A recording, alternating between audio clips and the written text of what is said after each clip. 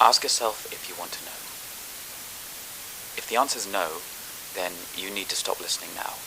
If you go and report this unauthorized file to your superiors, act contrite and claim that you only got to this point, you might get away with a Class A amnestic. If you're lucky. And if the O5s aren't particularly paranoid at the moment. Metafiction is a broad term which describes fictional media that, through various techniques, draws attention to its own constructed nature. It deliberately deconstructs the willing suspension of disbelief that usually plays a key role in the relationship between art and audience. This can range from more subtle cases, such as authorial footnotes and forewords, to deliberately stopping the narrative to address the audience directly, to, at the extreme end, whatever the hell House of Leaves is doing. Wait, hang on a second. The term was coined by writer and philosopher William Gass in his 1970 essay Philosophy and the Form of Fiction, in which he discussed the rising trend in American literature of the 60s to experiment with the novel as an artistic concept in itself, not simply as a medium for a containing story. Gass wrote that these works were ones in which the forms of fiction serve as the material upon which further forms can be imposed. He went on to say, "I never met a fiction I didn't like, for which he was immediately banished to Alaska." Despite the term only recently being coined in the artistic timeline and having a bit of a reputation for modern pretentiousness, metafictional techniques have been used in media for hundreds, if not thousands of years. Any theatre production which directly addresses the audience, or any written work that has its own in-work nested narrator, is using metafiction. It's definitely true, though, that the technique has seen several massive surges in popularity in recent times, first in the 60s and then again at the start of the 20th century, which was not coincidentally in step with the rise of the internet bringing about a boom in global connectedness and technological integration in our day-to-day lives, resulting in a natural inclination to explore and experiment with artistic techniques that were previously unknown or unavailable, and deconstruct common art standards which... Anyway, the point I'm making is that the internet has made it far more easy for people to write, share, and collaborate on large-scale artistic projects. And to this day, one of the greatest examples of this is the SCP Foundation, a collaborative work of horror fiction that dips its toe into practically every genre and writing style out there, and is also one of the best and most readily accessible examples of the many ways metafiction can be used, particularly in service of horror. And that's what we're going to be looking at, but first, let's make sure everyone's up to speed here. This is going to be an extremely abridged introduction to the SCP Foundation, where it came from and how it works. You might not think it's really necessary, but I like to keep these videos inclusive to anyone who might stumble across them, and the SCP website can be pretty daunting to an outsider. Those of you who are already in too deep can skip to here to avoid this little seminar, and those who want a fuller history can check the links in the down below. Okay? Okay. The SCP Foundation was born in 2007, deep in the radioactive wasteland of 4chan, when a user made a post to the paranormal board X, consisting of a clinical-sounding set of procedures for containing and testing a strange, deadly living statue titled simply SCP-173, accompanied by an evocative picture of Japanese artist Izumi Kato's work untitled 2004, thankfully from an angle that doesn't include the package. In all seriousness though, Kato's art is great, and you should check him out. He's graciously given his permission for the photo of his sculpture to remain up on the site, despite it originally being basically stolen. The post format caught the imaginations of the community instantly. It was novel, creepy, and implied a much greater story at work than what was contained in those few lines of text. People quickly started making their own entries in a similar style, and over the next few months, then years, the SCP Foundation website was formed. A free-to-join, collaborative work of creative writing that would quickly capture the minds of the internet at large. The basic hook is that the Foundation is the ultimate secret society, a scientific and military organization that works behind the scenes to keep humanity safe, secure, and above all, unaware. They work to catalogue and contain anomalous items, events, and life forms, and the main draw of the wiki lies in these write-ups, the SCP files. Standard layout for these is as follows: item number, then object class, usually one of Safe, Euclid, or Keter, then containment procedures, then a description of the SCP, or SCIP as they're often called for short, And finally, any additional testing logs, interviews, or any other documents necessary for the article to function. Of course, that's just your standard layout. Things get a lot weirder than that. The wiki also plays host to thousands of additional pieces of media set in the world of the Foundation. Stories, historical documents, interviews, joke articles, and more besides. Meanwhile, outside of the website are countless fan-created art, games, video series, Rule 34... Okay, we're done here. One of the key mantras of the website is that there is no official canon. While there are plenty of mostly agreed upon theories, and the rough Foundation hierarchy is set in stone, anyone is able to come up with a completely new history of everything. It allows the writers tremendous freedom, a way to comfortably have hundreds of different universe-ending threats, to explore different ways that famous skips got their start, or even conflicting histories for the Foundation itself. This is maybe most obviously noticeable in the SCP-001 entry, which contains a huge variety of different contradictory theories, any one of which could have the power to change reality. Initially, the wiki leaned heavily into the cosmic horror and dread of its premise, and many of the early entries were creative variations on the trope of thing that will kill you. Come to the SCP Foundation. We've got Angry Crocodile, Damp Daniel, Long Long Man, Theatre Nerd, and... Even here at this early stage though, people were already experimenting. SCP-093 showed just how much slow burn horror could be done with longer, more in-depth exploration logs. 914 is one of many classic collaborative skips that just lets the community go wild with testing logs, and 999 is just an adorable Play-Doh blob. 2011 saw the 1000th entry being filled with, of all things, Bigfoots. Except sort of, not really. Go read it, it's great. From there, things exploded. The wiki, though it never lost its horror roots, was now fully embracing the variety of themes that could be drawn out of its world building. As of this video, there are over 5,000 main list SCP entries, and thousands more stories, entire canon hubs, and more. And as the writers started exploring the possibilities of the world they were creating, so too did they start to experiment with the formats themselves. Which brings us back to this video. The SCP Foundation has seen use of metafiction ebb and flow over time, but from the earliest days of me, a toaster, it's been an extremely useful tool in the arsenal of its workers. We're going to look at the variety of ways that metafictional techniques have been used by the many writers of the wiki, and how they work in service of the horror of its setting. Keep in mind that we're going to be touching on a lot of different articles, often only briefly, so if any of them sound interesting to you, feel free to pause the video and go check them out. I'll be waiting. So, you want to know what SCP-001 is? The first answer is that it was a placeholder, a theoretical designation for the prime cause, the ultimate reason for all the paranormal crap we deal with on a daily basis. Of course, given that all these things, as dangerous and deadly and just plain insane as they all are inherently patternless and self-contradictory, most researchers are convinced that there's no possible unifying principle for them all, much less a common source. They're wrong. One of the things that makes the central theme of the Foundation work so well is the sense of immersion that comes from setting the main list entries out as a piece of in-universe documentation. When you open an entry, it immediately places you into a role, whether that be a hapless researcher, O5 head, or something more esoteric, and the layout changes to match that. Where one article sees you locked out of all but the most basic information on the basis that horror can come from what isn't shown as much as what is, another has you peeling back layers as you re-enter the fiction as higher and higher ranked officials, digging deeper and deeper into the truth of the matter.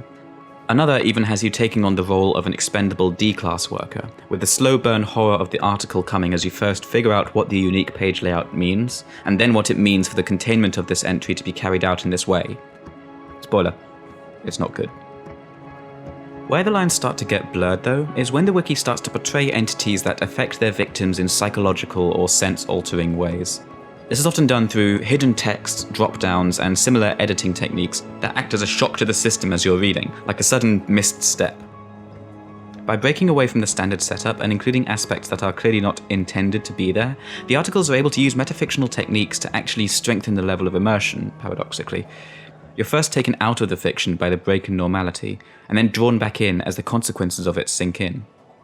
Some articles go even further and include other multimedia touches like audio integration. Hello? Jesus, fuck! Then you have articles that go even harder into the idea of messing with the traditional format, whether through choose-your-own-adventure narratives, computer terminals, and the like. Sometimes these are done simply for visual flair, but sometimes they're a key part in deciphering the story hidden within. And finally, you have rare entries that use the very nature of the SCP Wiki itself for material. SCP-2996 reads like a simple, albeit oddly inconsistent ghost story, and the only way to discover the real horror that took place is to go through the edit log and read the previous iterations of the article, mangled and hidden by a Foundation infiltrator. It's masterful stuff, and a great example of how to use the unique qualities of your medium to your advantage. But this is just scratching the surface. So far we've only really looked at the ways metafictional techniques are used in presentation. Next we're going to look at how they can be woven into the subject matter of the articles themselves. Forget the mimetic SCPs, or the ones that modify their own description, or the ones that seem to only inhabit infospace and slip into the database to wreak havoc. That's all SOP for anyone who works with the Foundation's network. Just a matter of scale. Worse were the completely inexplicable, unexpected changes in data. Sorry, that's wrong, even though I can't help thinking of it that way. It isn't a change in data when reality is shifting to match. I don't know a lot about the internals of the software we used, but I know that part of it ran outside what we think of as the real world. And at first, everyone thought that the audit trails it produced were some sort of bug. However, it became apparent that the nature of the software, its purposeful isolation from the narrative affecting SCPs, allowed it to record something far more important. As you'd probably expect from a collaborative work that is heavily steeped in the internet and its culture, the SCP Foundation has a lot to say about media and its tropes. It's fairly common for metafictional works to comment on other pieces of fiction more directly than simply through pastiche, such as by having the work make an in-universe appearance. The Foundation, given its subject matter, can be even more direct about it. One of the earliest examples of this was SCP-423, also known as Fred, a fictional entity that is able to move between works of written fiction and insert himself as a background character into the narratives. This basically provides an excuse for an extended collaborative testing log of finding out how this character adapts to a variety of different fictional works. Notably though, these tests experiment with both the expected variations, such as fantasy universes or classic works, but also different mediums, languages, and literary techniques. Whenever these sort of testing logs come out, writers are always eager to really push the boundaries set out by the SCP's description, which can result in some pretty interesting outcomes. A much later skip, 3922, does a similar thing with visual media, but the time gap between this and 423 being published is clear in the way it does so. The story is more involved and links with a number of other entries. The central figures of 3922 act as a kind of morality police for the media in question, directly intruding on the narrative and carrying out swift and often brutal punishment for the crimes the characters within commit. Given the length of the collaborative testing logs and how much glee the various authors are clearly having with this one, you can maybe make the argument that this is an unintentional commentary on the seemingly inherent violence and lawlessness that is required to make most fictional narratives function as a form of art. On the other hand, you could argue that it's just very funny to read about Pleasure Island from Pinocchio being raided and the use of the phrase tactical undonkification ordinance. But what happens when the SCP isn't about riffing on established fiction, but rather about containing a unique fictional entity in itself? The Foundation even has a specific term for this genre of writing, patafiction, a co-opting of the very strange and incredibly nebulous quasi-philosophical concept of pataphysics, originally thought up by Frenchman Alfred Jarry, which I'm not going to go into here because it's frankly an entire video in itself, and the website only really uses it as an inspiration anyway.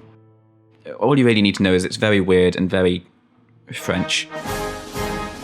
Pataphysics is essentially used by the Foundation to explore narratives and narrative concepts as universes in their own right. Entities can exist solely within a narrative, but still be examined and tested from both within and without that containing work. It's basically using metafiction as an in-universe tool, a kind of metafiction. If that sounds complicated, it often can be. The pataphysical stuff is very love it or hate it and has a reputation for overwrought pretentiousness, but it isn't always. 2916, for example, is as straightforward a demonstration as we can get. 3 entities that chase each other through fiction, featuring multiple interview logs carried out by literally writing stories for them to inhabit. It's also a very touching story, but we're here for the scary stuff, so let's see where else this idea can take us. One of the earliest and still best examples of pataphysical writing, so early that it was written before the term began being used, is SCP-1893. It's also one of the earliest examples of real format screw the website saw, a fictional entity which transforms any piece of text that refers to it into a piece of prose with the original text as character dialogue. The entry contains multiple different iterations of the same original containment log that range from calm and sweet to angry and hateful. And it's a great example of how the wiki can use smart writing and experimental formatting to get across some pretty out there ideas. 1893 is a brilliant piece of writing, but its horror comes primarily through being an admittedly creative interpretation of your standard hostile entity. For a more subtle and intricate form of horror, as well as an even more creative metafictional framework, we should look at 2786, the archetype. 2786 starts out somewhat similarly to the earlier mentioned skips in that it features a narrative-based entity intruding on other media, complete with testing log. In this case, a character that sees themselves as the hero defeating the villains of the stories in question.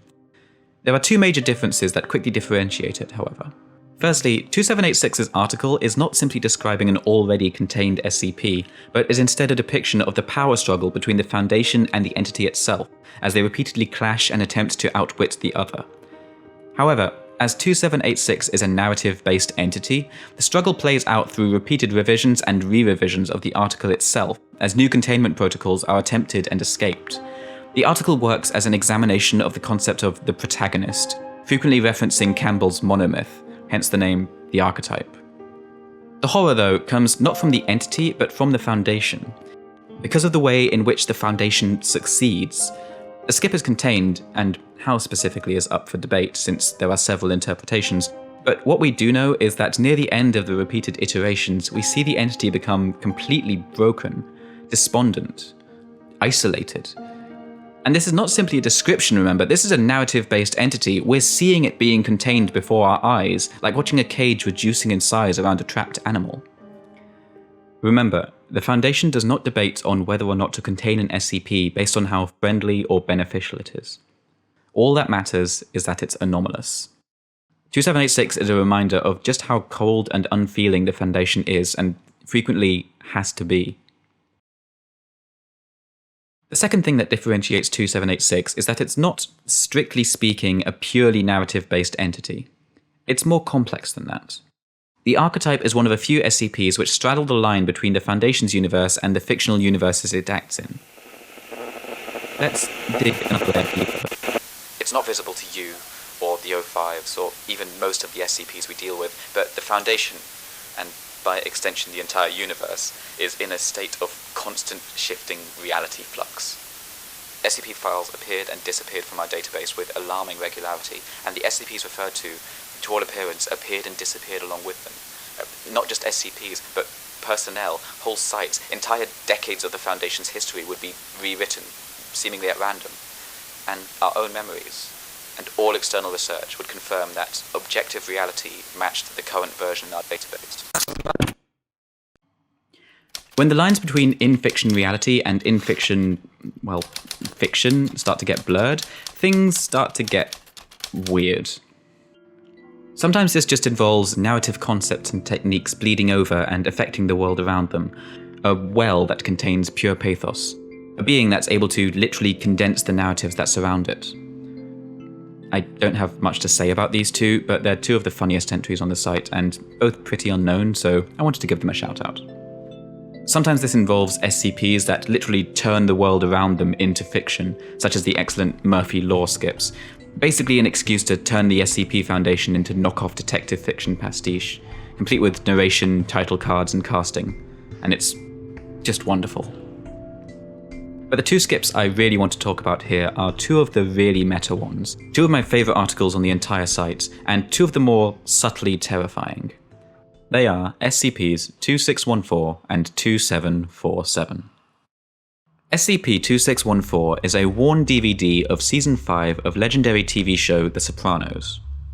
When a specific series of actions are performed at a particular point in the playback, the viewer gains full control of the camera and is able to explore the world of The Sopranos in real time as its own independent, fully functioning universe, complete with stylistic flourishes that are part of the show.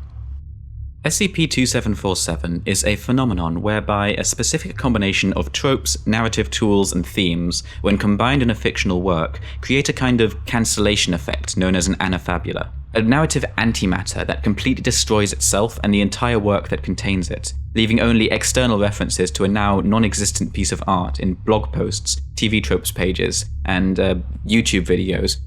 After spending some time experimenting with the Sopranos universe, testing with 2614 starts to branch out, and it's discovered that the camera can be moved to in-fiction media such as TV sets and movie screens, and then enter into those universes.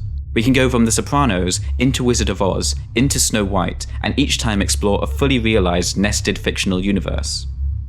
A major part of the write-up for 2747 is trying to gather as much information as possible about the phenomenon, which is difficult when it's inherently self-destroying, and can't even be studied through metafictional techniques in-universe.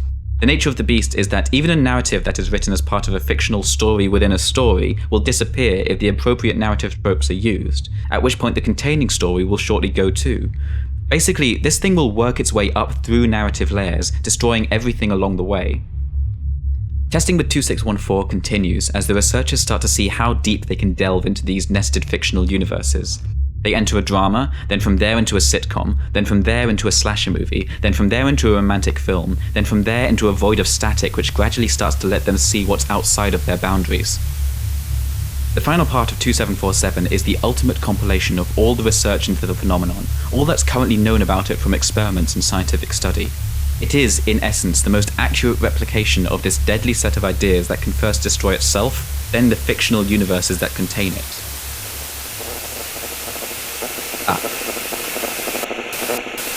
I don't know who did the analysis, and if I did, I wouldn't say.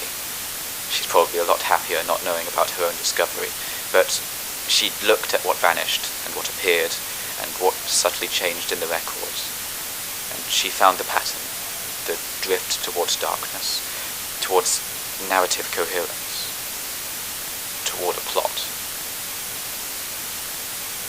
Everyone who works any length of time at the Foundation knows the universe we live in is a seriously fucked up place. Those of us who still believe in God tend towards serious ambivalence about his handiwork. But we found out that there is a God, and it is SCP-001. And it's a bunch of horror writers.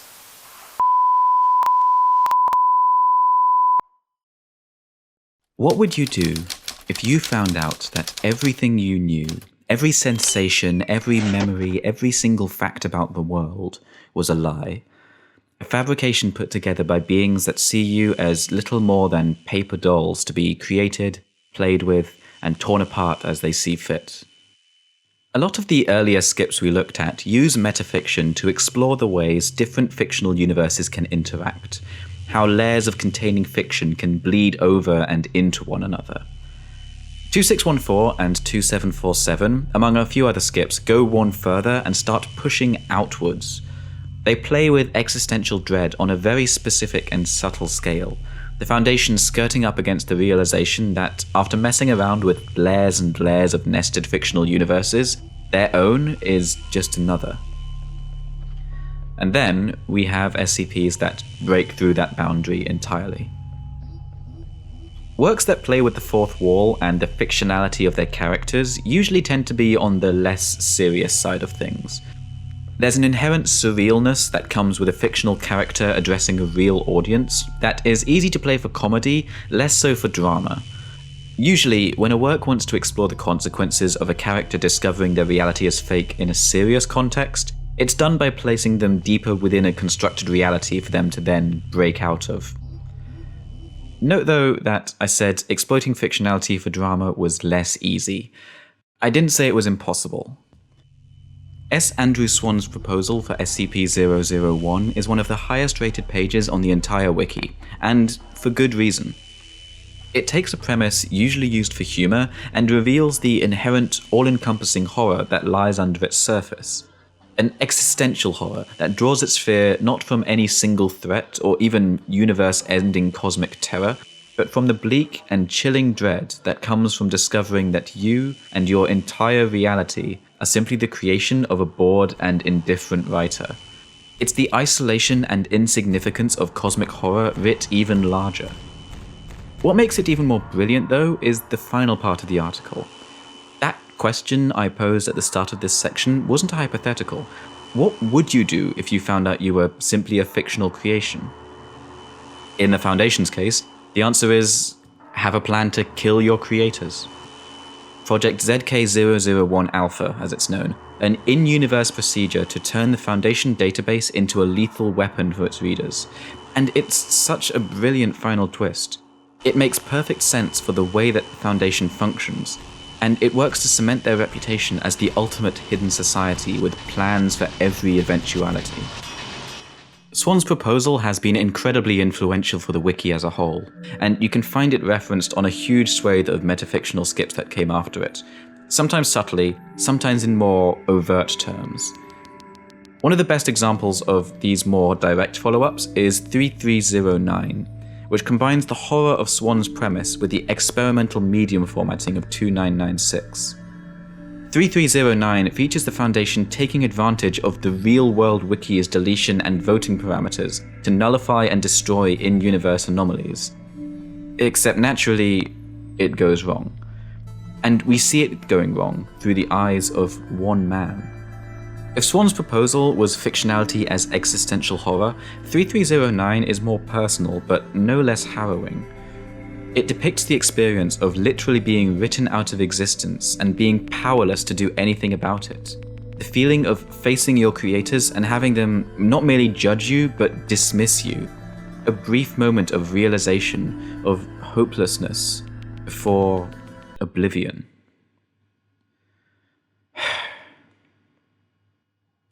So, the final question to ask is, where do we go from here? Where do we go when we've so thoroughly broken down the layers of narrative that separate universes? What do you do when you realize that your own reality is nothing but a paper-thin veneer and fighting is impossible? The answer, of course, is to fight back anyway. SCP-3999.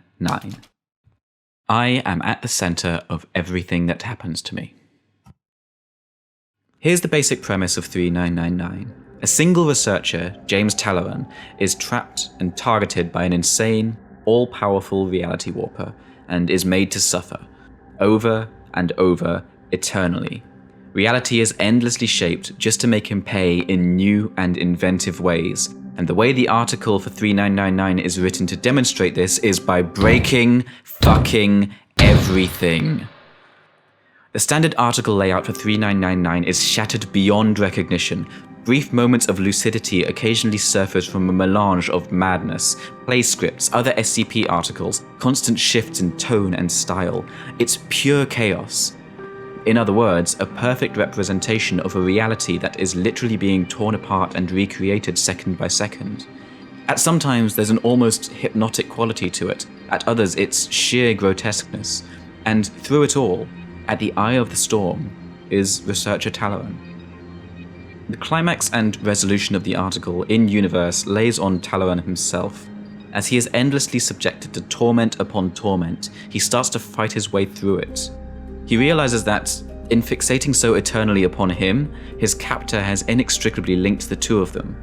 He wrestles control long enough to sacrifice his own life in order to contain and destroy the reality bender, and the article ends. Except, that's not the real climax.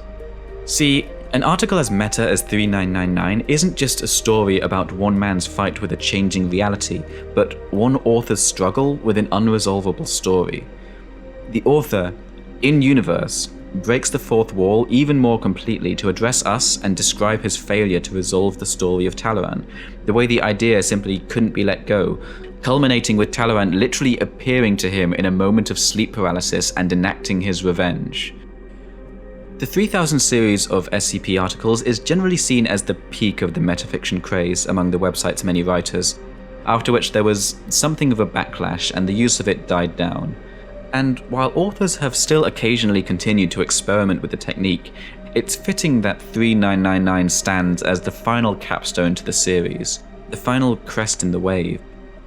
Really, what better way to shatter the fourth wall is there than to have your creation literally appear to you unbidden and strike out in anger and frustration? And what better way to rebuild that wall is there than to finally give them the ending they deserve and put them to rest? As far as notoriety goes, most of the more well-known creations to come out of the SCP Wiki are some of the earliest and most straightforward. That's not to say they're bad by any means, they're classics for a reason and they laid the foundation for the entire site to build on, but when you start digging deeper into what the website has to offer, you can find some of the most creative world building, some of the most boundary-pushing medium experimentation, and some of the most harrowing, horrific, heart-rending, maddening, and straight-up beautiful writing, not just on the internet, but in all of fiction. For all its video's length, I've still barely scratched the surface. I don't know, of what this wiki has to offer. it's okay, but it feels like kind of a sappy way to end it. I feel like they're missing something, but... What the fuck?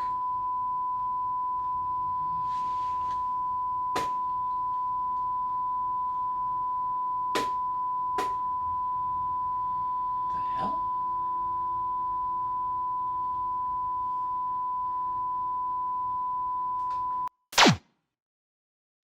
Ah, crap.